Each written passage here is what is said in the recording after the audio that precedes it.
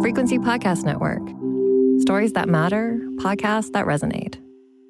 35 years ago today, a nation watched in horror. There was utter pandemonium outside the university building as ambulances carted away the injured. Police have now confirmed 14 students dead, all women.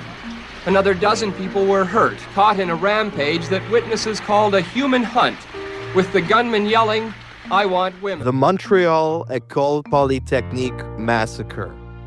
A shooter, a young man, motivated by his hatred for women, walked into the school with a rifle and killed 14 people.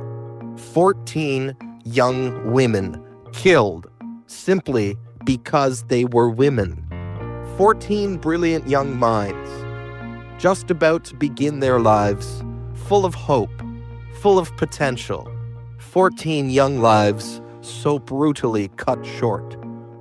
The horrors of École Polytechnique galvanized the women's movement in Canada. It prompted Parliament to create a national action plan to combat violence against women. 35 years later, violence against women remains an epidemic in this country. I'm David Smith. Today, on The Big Story, we're marking 35 years since École Polytechnique, honoring the legacy and examining Canada's progress. Nathalie Prévost was there that day. She was shot in her mechanical engineering class, along with 9 of her classmates. 6 of them died.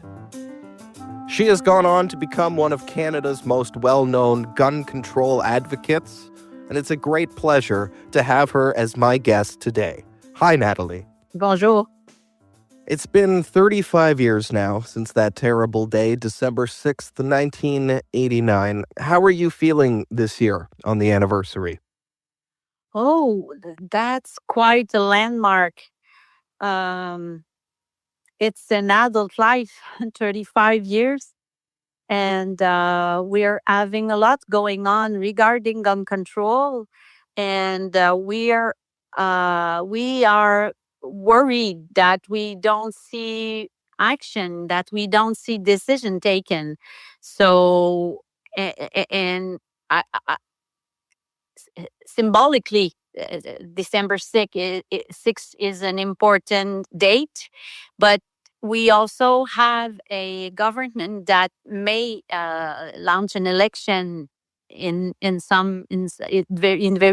near future, and it can have a real bad impact on what we are expecting from this government regarding gun control. So it's an important period of the year for us, but in the 35th anniversaries, we've gone. We had to go on. This one is pretty anxiogène. Sorry, I don't know the word for that in English. No, that's okay. You've got some anxiety. Yeah. We're anxious because we don't see any results, and December 6th is in 5 days, 6 days. So why do you think it's still important for us to mark this anniversary of the Polytechnique shooting every year? What's still important about marking this as an occasion? The real importance of memory here is because feminism and violence against women are still an actuality. And we have to remember, because we have to remember that our society is still a fragile society on that issue. And we see more and more femicide in these days. So we are still at risk that something like what happened 35 years ago happens now.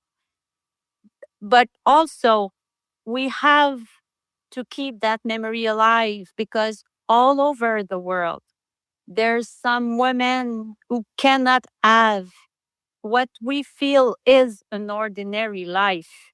They cannot go to school. They cannot walk freely in the streets. They had to be accompanied by men.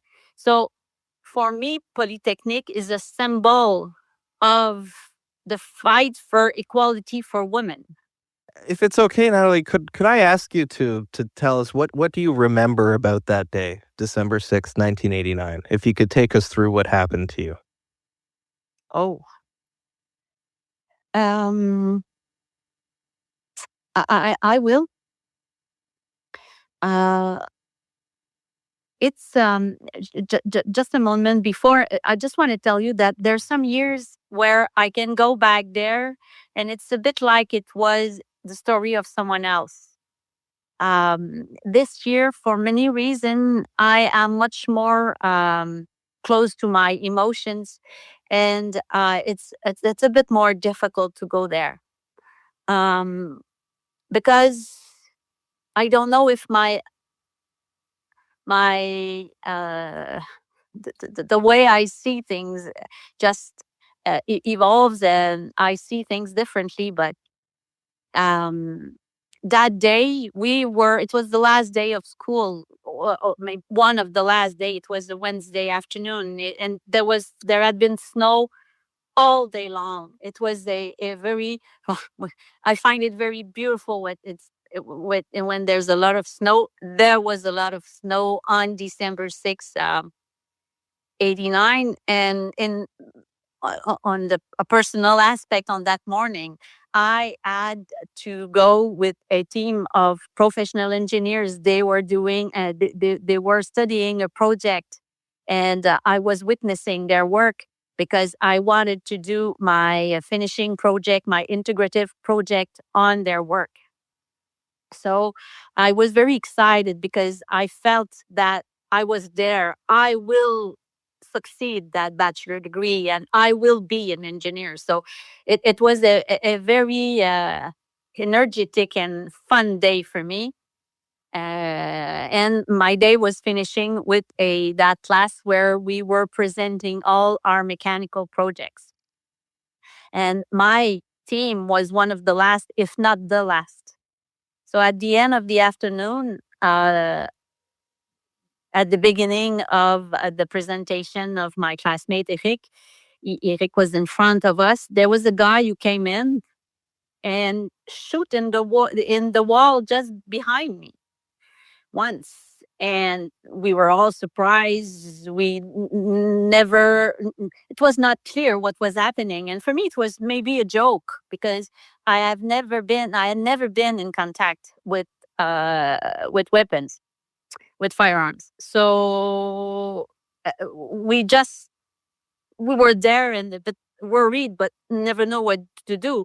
And he yelled at us to split the class in two, and the guys should go to the left, and the girls in the corner at his right. And it was not quick enough for him. So if I remember correctly, he shoot another time and yelled at us, quicker, quicker, split. So the man left, and he asked, do you know why you were there? And I answered, you must know that I was a student involved in student unions. So for me, it was almost natural to answer back. So I said, no, we don't know. Why are you there? And he said, but because I hate feminists.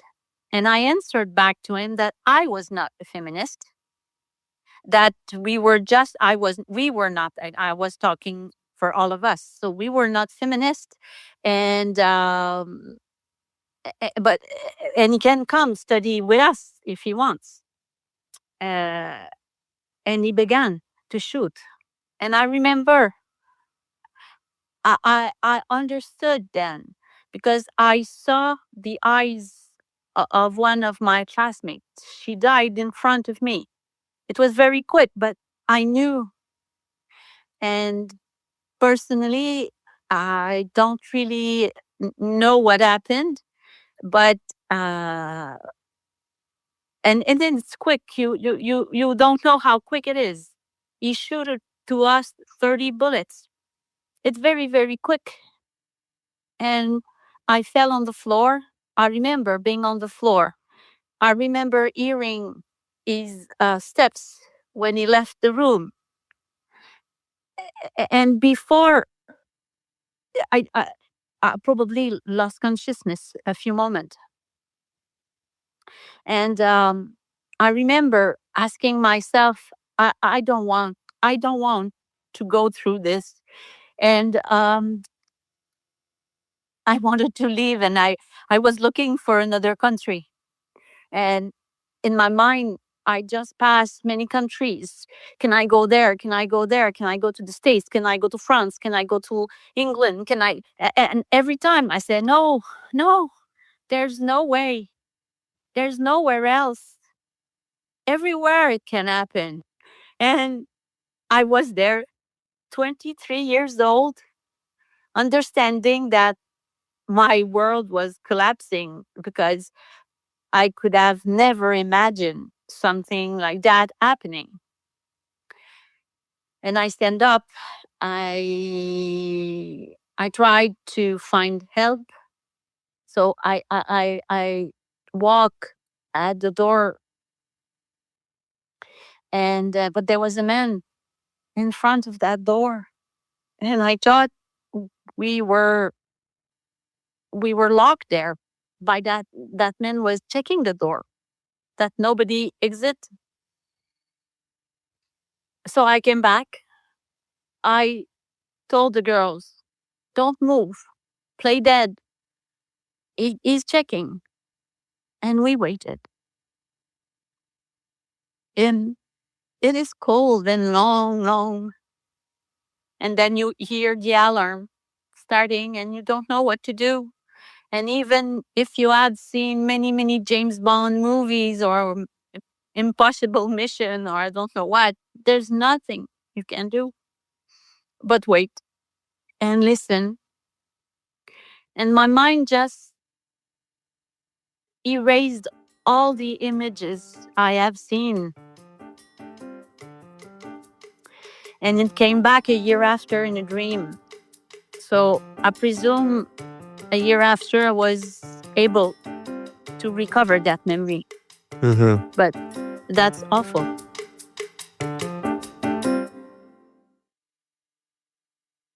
Can you talk to me a little bit more about what that was like those years after the shooting? A lot of people may not know this about you, Natalie, but you continued your studies at Polytechnique in the wake of I that finished shooting. my bachelor And you finished your degree. You went on to do a master's degree, which I find so remarkable. What was that like for you personally, going back to school there after what you had been through?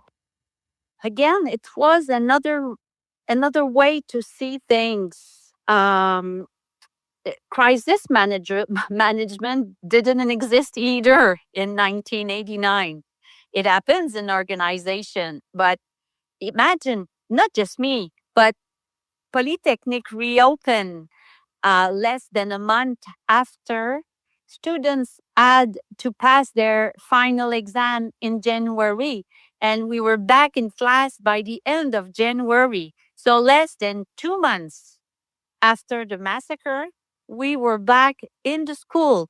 The school had been cleaned, repainted, repaired, and thing was going on.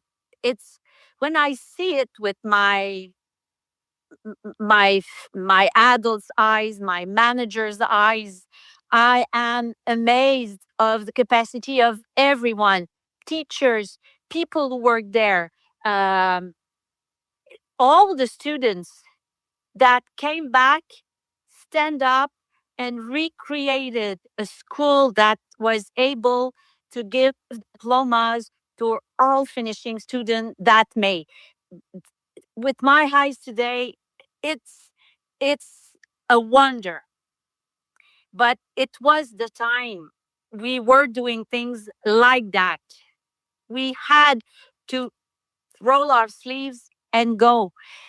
And I had forgotten that it was so quick back on the school benches. Uh, but that was the way it was in that time.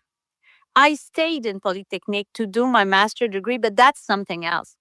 In 1990, there was not a lot of jobs. The economy was difficult, and engineers were not so popular in organizations. So, just a moment ago, I told you it was difficult for me to find a job.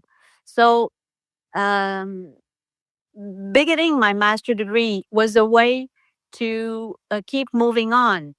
I think that everything I did and every difficulties in my life, my way to cope with life is to find a way to always move forward. Um, it's my strategy. Maybe I should have taken something else, but that's the way I am. I am built. Mm-hmm. Mm-hmm. Thank you for reliving that for us. I know it must be a difficult memory, but I think it's part of the importance of the day is remembering what happened. It was an event that shook the fabric of this country really to its core, and it really did change things, I think, for the better in Canada. And I'd like to end today talking a little bit, if we can, Natalie, about how you went on from that experience and you've devoted a lot of your life to advocating for gun control in this country. And that's a file where we've seen progress, and we've seen laws changed, laws strengthened and weakened again over the years.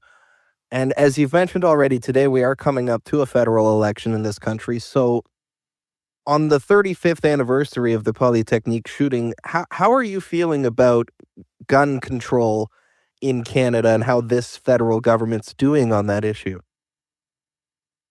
I believe more than ever that we have to remove completely from Canadian hands assault style weapon. We have to get rid of it because we are entering in a new time in history where living together will be more difficult. And if we have very dangerous weapons in our hands, the impact on fragile people, on when we have troubled times, can be disastrous. We have to do something, and we have to do it quickly because, and we are not far from that day. There will be one day where it's too late. It will be too expensive, too difficult to remove those kind of weapons from our hands. That's why we're so anxious about the next days, the next weeks. It's because it has to be done now. If it's not done by this government,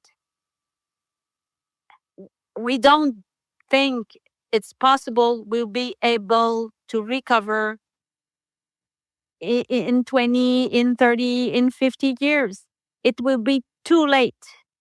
We will be a bit like what's happening in the United States. There will be too much firearms in circulations, and we won't be able to keep the control. And Pierre Poilievre wants to get rid of what has been adopted. He wants to get rid of a simple tool that will help us stay a safe and peaceful country where we will not be afraid to bring our children to school. We have never had a mass shooting in a high school or in a primary school, but with troubled minds, with the easiness to find assault style weapon, still, even with the ban of 2020, we don't know what can happen to Canada. And we're so close to United States. And we sometimes believe too much that having a weapon is a way to protect ourselves. It's created to fight, to kill. And I'm not talking about hunters and hunting rifles. That's something else. That's in our history. That's the way we succeeded to strive with Canada, with our nature, to be the Canadian we are today. I understand that, but I'm not talking about that. I'm talking about assault style weapons that are directly created to kill people. We have to do that now, and it's now or never, I think.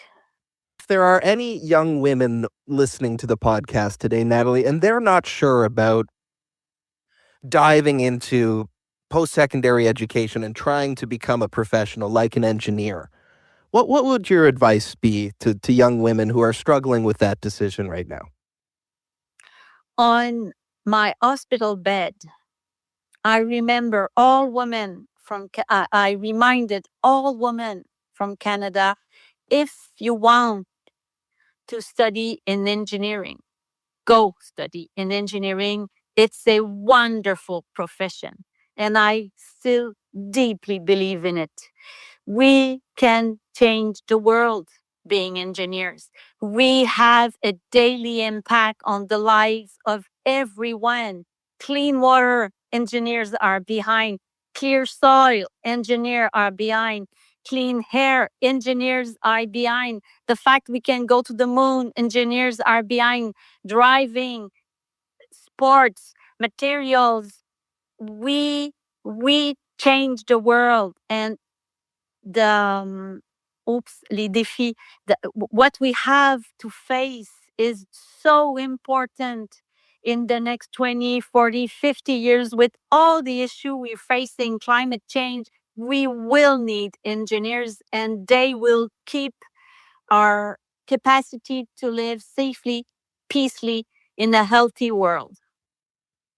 Natalie Prevost, you are such an incredible woman and an incredible Canadian, and it's been such an honor to have you as our guest on the Big Story podcast today. I thank you so much for your time. It's a pleasure.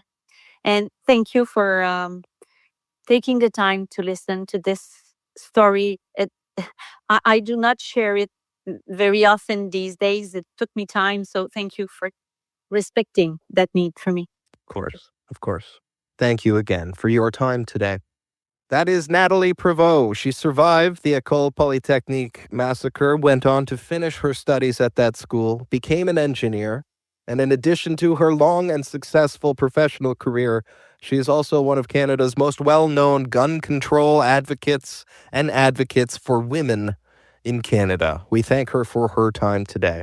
Today, we remember them, the 14 victims of the Montreal Massacre, gone but not forgotten 35 years later. More work still to do. That's all for The Big Story today. A reminder to listeners, you can listen to The Big Story on the Seeker app, Seekr, Seeker. I'm David Smith. Until next time, thank you for listening.